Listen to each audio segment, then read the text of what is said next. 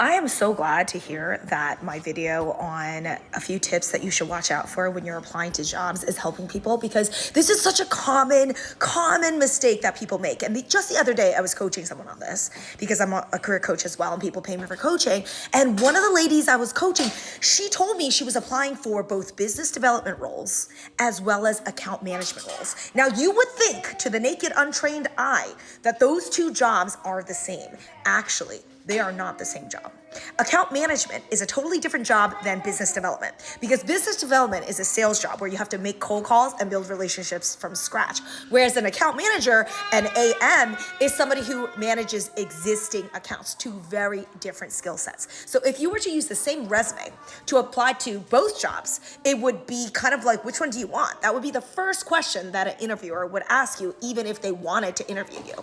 Another good example of this is what I recruit for. I'm a headhunter and I recruit for agency recruiters, which is a specialized type of recruiter. This person specifically works at recruitment agencies and staffing companies. This person does not work at an HR job.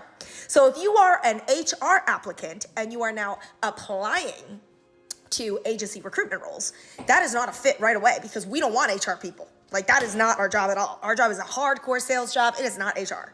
So somebody who has an HR focused resume, even though they're applying for a recruiter, it's a different type of recruiter. You know what I'm saying? Same with medical writing. Now, medical writing, there's many niches. There's educational content for continuing education. There are publication and marketing medical writing. Then there's also regulatory medical writing, which is for FDA new drug submittals that pharmaceutical companies need to compile to send to the regulatory bodies to get the drug approved and make the big old bucks that they make. Now, those are very different writers. They're not to be used interchangeably. And that's even the same field. That's the same field, it's writing, but they're different types of writing.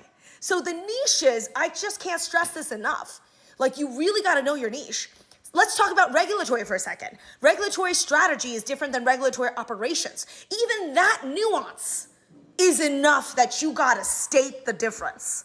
You see, so when people are trying to go for everything, they end up getting nothing because they're turning everyone off. They're telling everybody, I don't know what I'm talking about. I don't know the industry differences between a regulatory operations person and a regulatory strategist. Those are two different jobs. Even though they have the word regulatory, they're different.